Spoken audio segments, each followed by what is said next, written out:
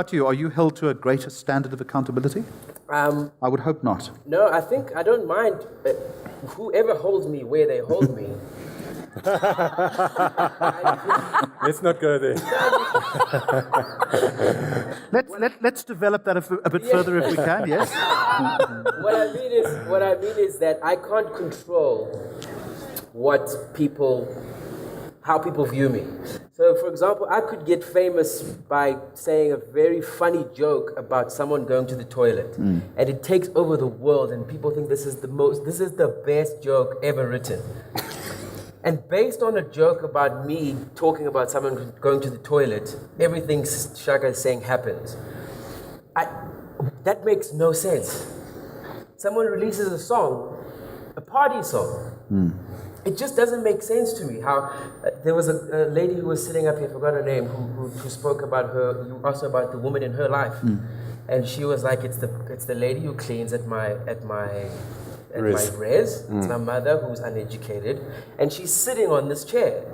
So it's almost like, this is how I feel South Africa's criteria for role models. Do you take care of orphans? Yes. I'm sorry, we can't put you up there. But do you have that song? Yes. You're the guy. So it's like the whole thing is twisted. So it's the cheap and transient nature of... Shaka said demigod, for goodness, demigod. Yeah. For a singer. Yeah.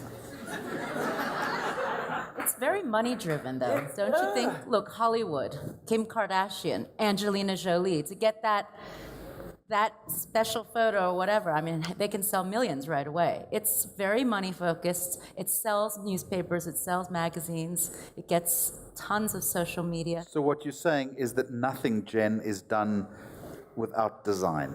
Is that there is a very careful thought process behind the extemporaneous selfie that they're going to take, or being caught at the supermarket and all of that. There's a strategy behind it. Always. There is. Is that what you're suggesting? Lorna, you agree with that? I completely agree, because I can tell you a good example. I've got an event happening tomorrow, so I'll generally, before I kind of tweet or put something about the event on Instagram, I'll take a selfie, or and generally, see it cheap, but it's strategic for me, and I know that people on my page liking my face, and then after that I'll go, come to my event tomorrow, and I know because they've been on my face, now they'll probably have more they'll pay more attention to my event. You call it tacky, but it works.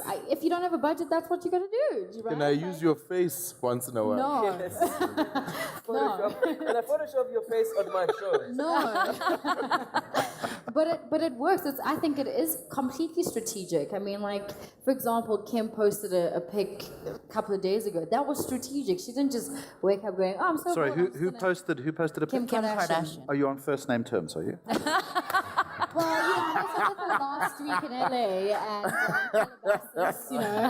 and we had tea, and I, got to meet North. It was absolutely amazing. I mean, with a job like toppling, what do you expect? Come on, now, come on. There we go. Literally, I don't care. But anyway, so that's.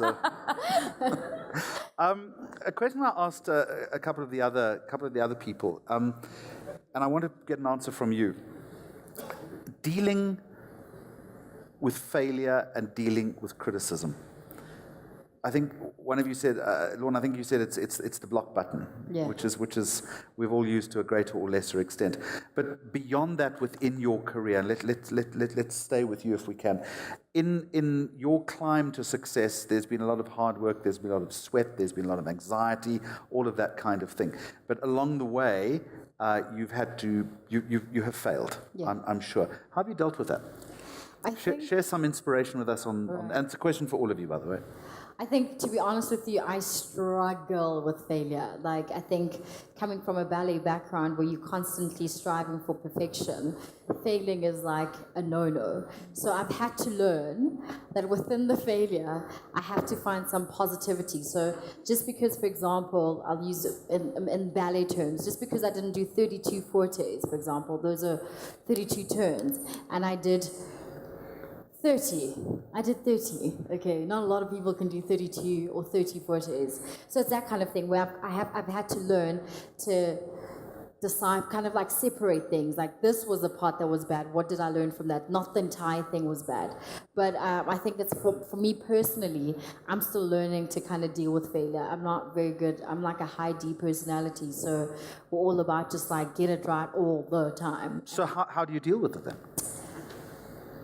I don't think I deal with it. I think that's the truth. I think, sure, I don't know. I don't think I deal with failure. I don't know.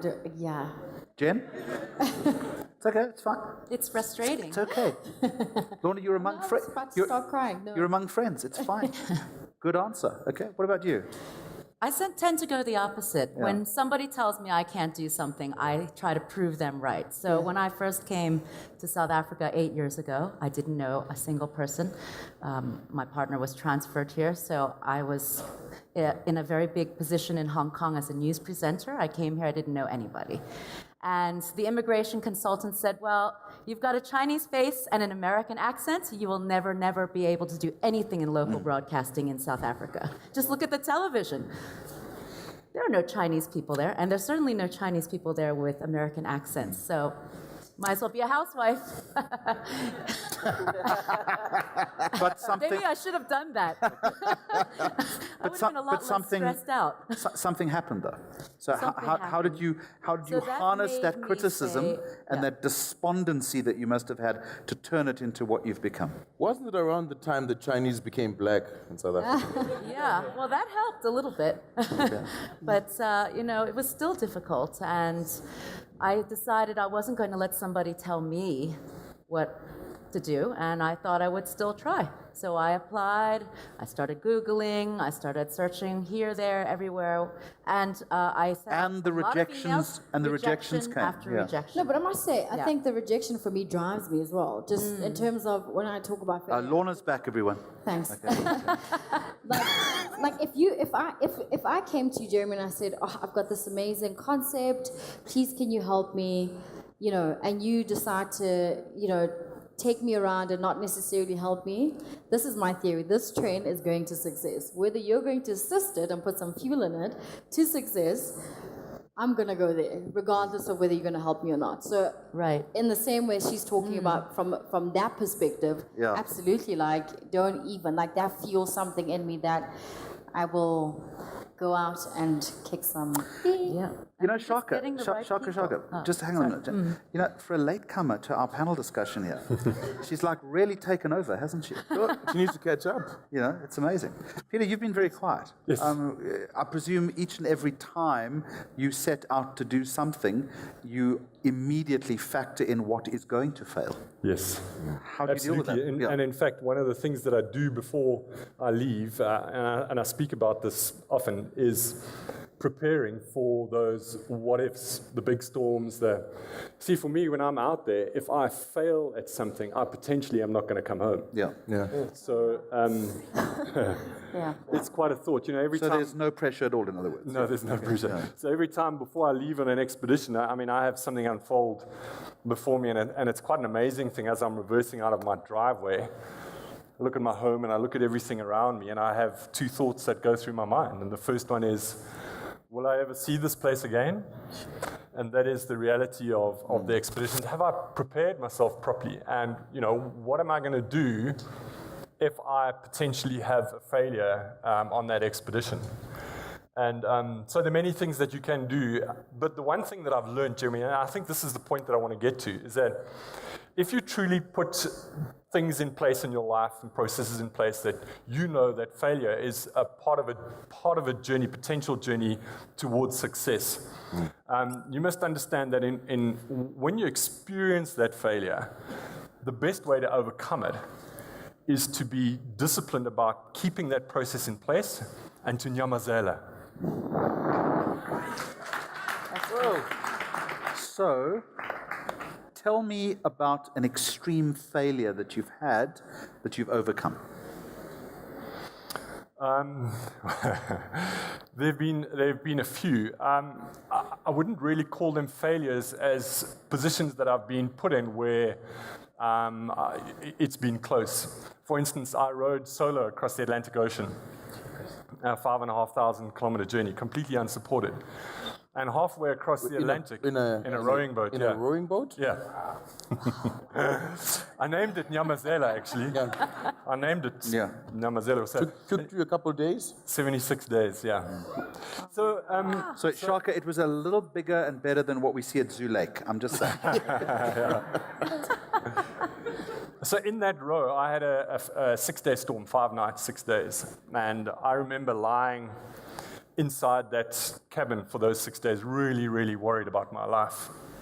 And it was amazing. It was an amazing journey for me in that time. In fact, I had a little bird land on my boat halfway through the storm, and I put him inside the cabin. And I started focusing on that rather than focusing on my own potential death that was looming on me. So I had this little bird in my cabin, and I was now worried about every time the boat rolled, was I going to squash it and kill Simon? Because I called him Simon after Lady Blacksmith Mobaza and Paul Simon's song, Homeless. Yes, okay. So he was homeless. He needed a place to stay. And so I was really worried about killing Simon. But here's the thing.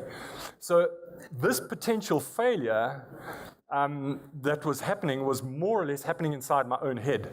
And I needed to overcome that.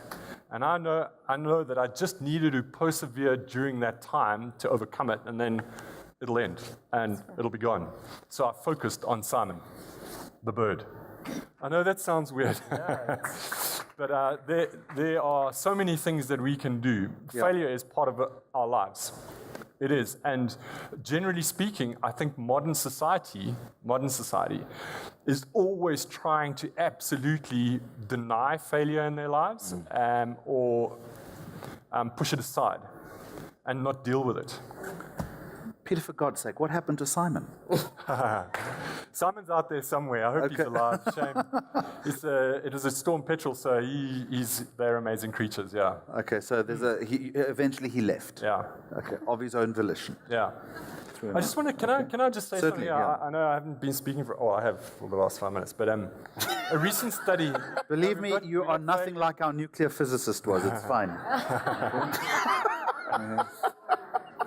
You know, we talk about failure, and everybody wants to lead a successful life. Yeah. And all of us or everybody here that has got a profile out there are potential leaders and are leaders. And for me, success really, and you were speaking about this in the previous panel, and Yeah. I was really hoping that it would continue. Harvard Business School did a study on successful people to try and find a common thread, what it is that allowed them to become successful, to see if there was some paper or book that they could write to say, if you did these following things, you'll be guaranteed of success. And at the end of the study, they came to the conclusion that the secret to success is indeed a secret. That there is not one common thread, but the most common thread between 98% of those people, that was a significant predictor in that person's ability to succeed. They'd failed before. Tats, very quickly, Peter, great story. Thank you. I'm glad the bird lived. Okay. 98% of them showed that it was perseverance. The ability to see something through to the end. Which is exactly what our previous panel of inspiring young South Africans was telling us. Tats, very quickly, dealing with failure, or what do you do? In my line of work, comedy, it's so... Because audiences have a very... Sorry, is your line of work comedy? I would never have guessed. Yes, it is, Jeremy. Audiences That's a have a very... witty comeback. No, I don't want to get into that. Have a very short memory. So you could tell a good joke now and then they're with you. Next moment you say something that offends them and they're not. So in a 15-minute, an hour, I'm always... I'm not... You're on the brink. die. You're on the brink of failure. Yes, I'm literally on the brink of failure. I'll say a name, I'll say a party, I'll say... I'll say different things and different people, just the room is always shifting. Yeah. So, it is. It's noticing that it's not going well and then being able to change subject. So for me, it's literally like that every single time I'm on stage, every time I'm working. Yeah. Shaka, what about you? It's not quite as intense as that. Okay. Let's make it up then. It's fine. No, but I mean, for me, because my entire identity is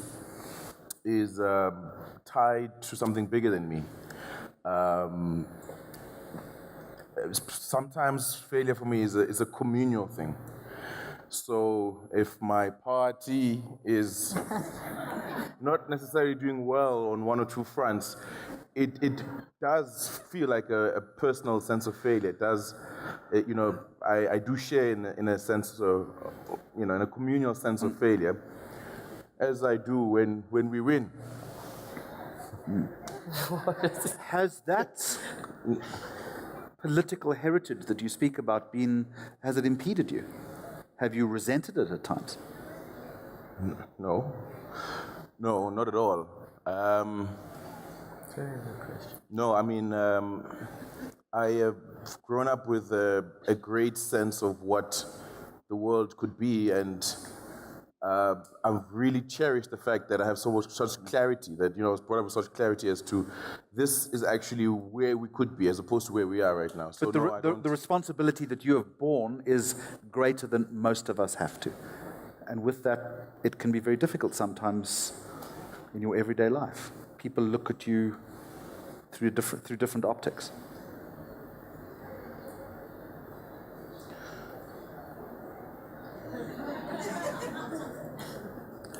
I mean, I guess it makes certain relationships difficult, certain things, yeah, but no, I wouldn't trade it. I wouldn't, and maybe that's my indoctrination. So I wouldn't, I think that the hardship of whatever your circumstances sometimes allows you, as the panel before said, allows you to propel to what it is that you're supposed to do, So if it's feeling hard, you know that the end is soon coming and you're probably going to get through it. So no, I wouldn't change that. Are you all happy to take some questions from the floor? Absolutely. Okay. Folks, anybody in the audience want to say anything? Do we have a microphone running? Okay, don't be shy. And again, I'm going to leave it to you it's very difficult for us to see the audience because of the lights. So hands up if you want to raise anything.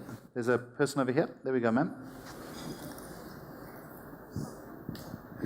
Thank you.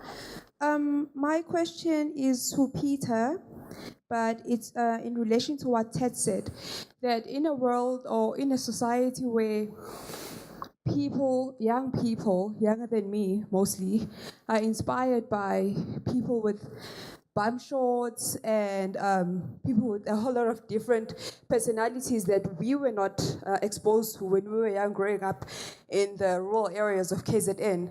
How do you remain relevant, or how are you able to motivate those young people who are not necessarily motivated by, I would say, fundamental things?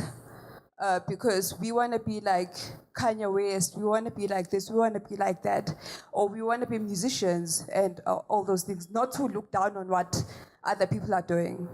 How do you remain relevant, and how do you motivate young people in this current climate that we are living through? I think that's a question for all of you, is you all have achieved a degree either of success or notoriety, depending on how you define yourself.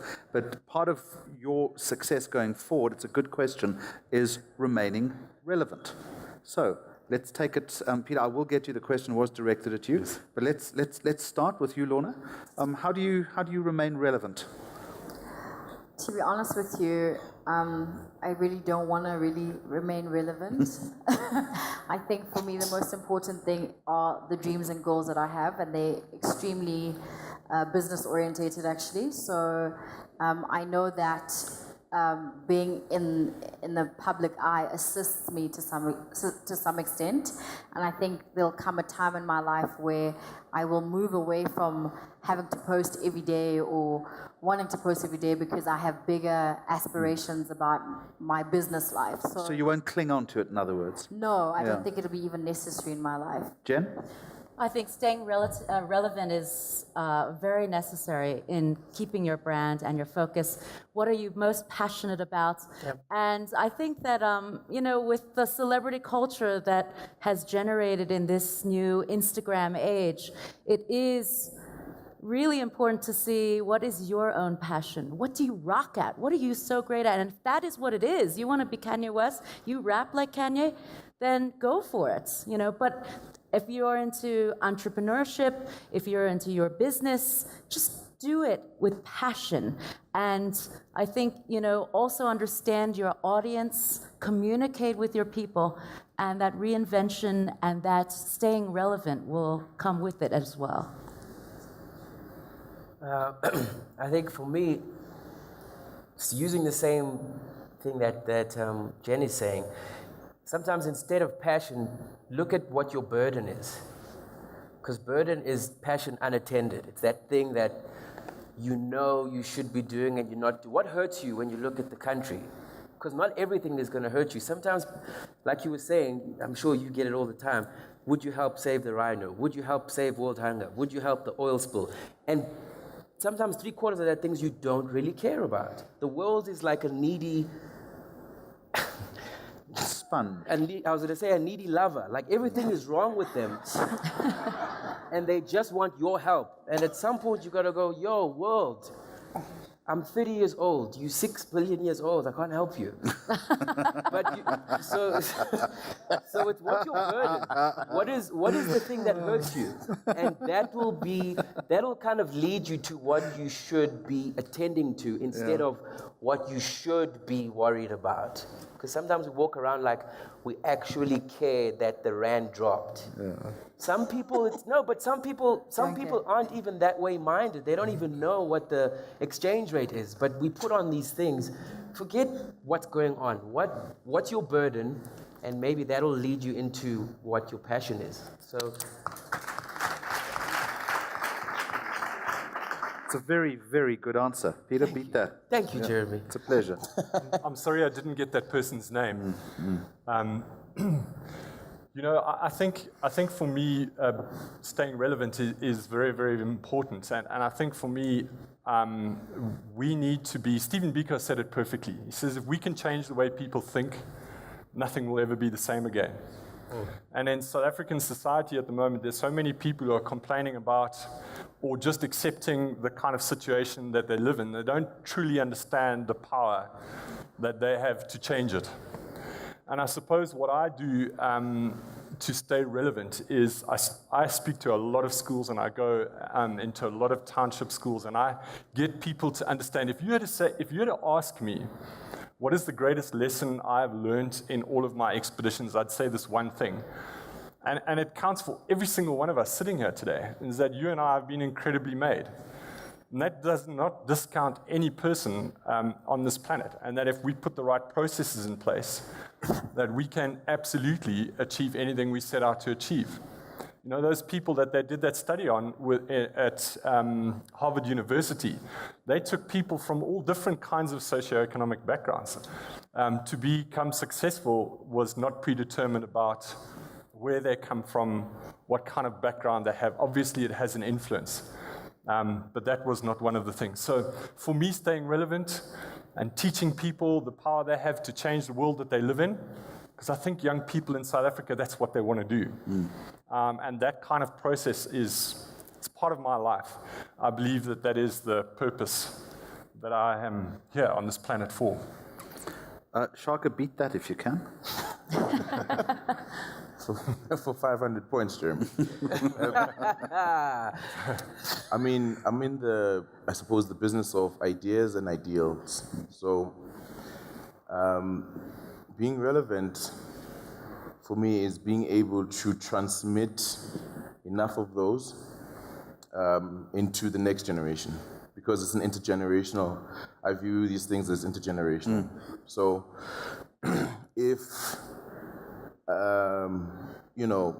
30, 40 youth came out of a space of interacting with me in some way and started to live some of my ideas or some of my ideals, then that's the sweet spot for me. So it is about constantly learning. It is about constantly engaging and constantly trying to synthesize what is old age ideas and ideals with what the new generation, the new kids on the block are all about right now.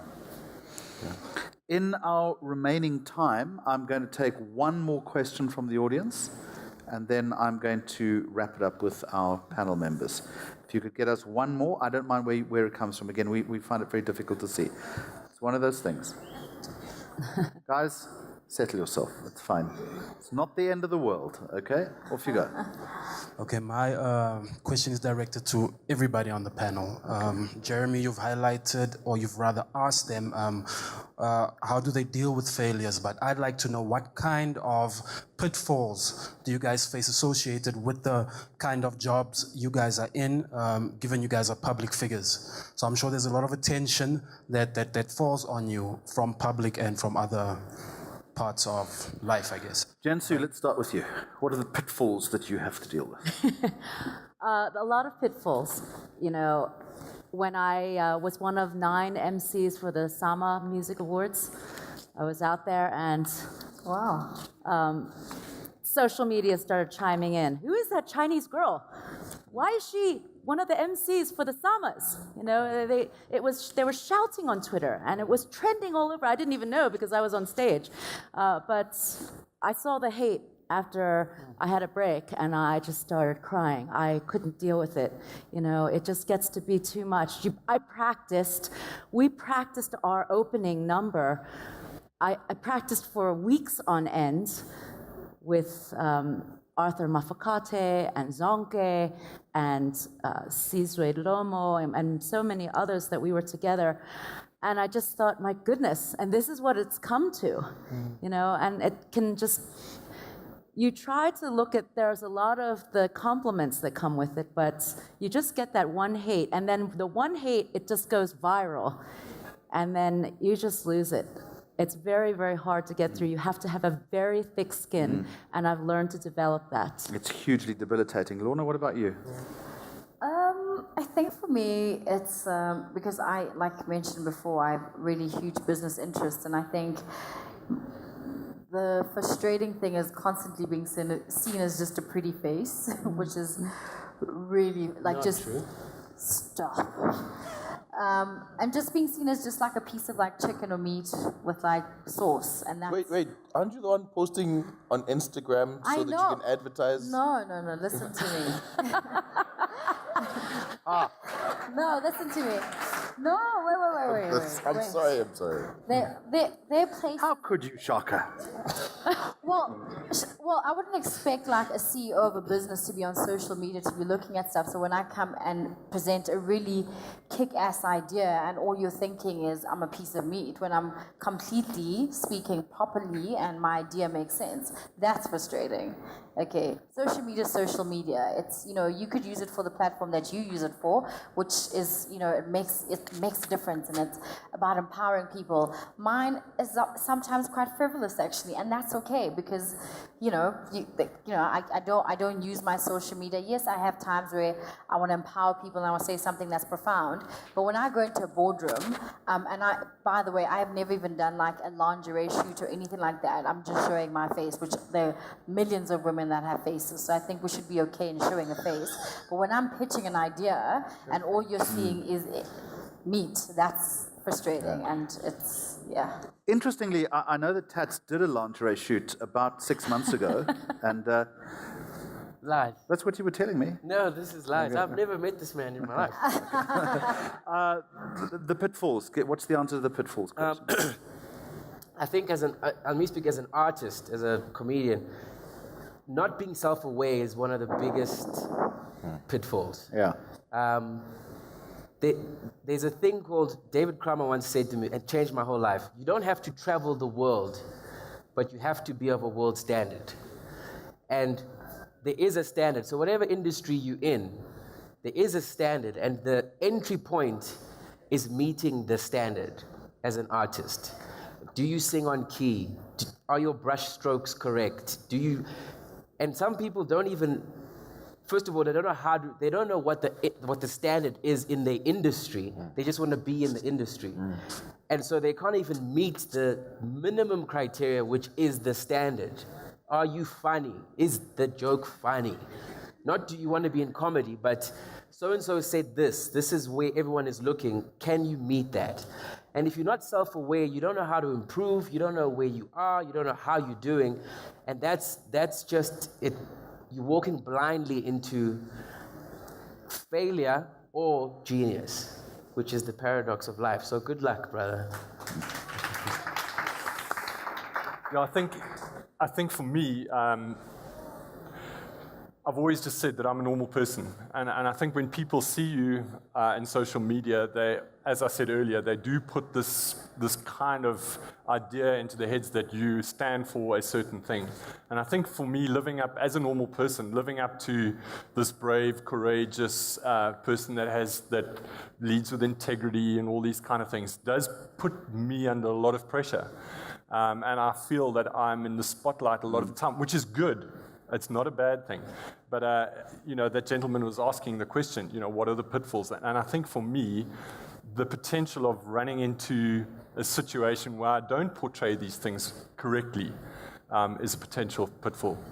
And obviously not coming home is a potential pitfall. Shark, I'll give the last word to you. Thank you. I operated in a number of spaces, social activism, entrepreneurship, politics. And the one thing I see happening in all of them is, people don't realize that the influence or whatever power or the money that you're getting is like life. It starts out, it's very small, it grows, it reaches a peak, and then it starts to fade again. And people don't realize that whatever you have at some stage, this could be it. This could be the highest point. And then, your influence is going to wane. It reminds me of, Madiba at some stage, most celebrated guy in the world. Then he says, I'm not going to stand for another term. Everyone's like, this guy's so awesome. He doesn't stand. He doesn't become, he's not president. He goes home, he retires. There's a new president in town. And one day, Madiba gets upset because the new president is not dealing with the HIV/AIDS issue in the way that he'd like. He picks up the phone, he tries to call this new president, Thabo Mbeki. Doesn't answer his calls. 6 months. Most influential, powerful guy, Times Man of the Century. And a few years later, we see the same thing happening now. Thabo Mbeki is the guy writing letters. We don't go to his house, we don't talk to him. Now he has to write letters, And so on, it will happen. So the pitfall, really, I think, in anything that we're doing is knowing that as you climb up, you have to come down. And how you manage that, how you manage your way up, and prepare for the time that you're coming down will help you so that you don't, fall apart when the inevitable happens. Folks, you have all been...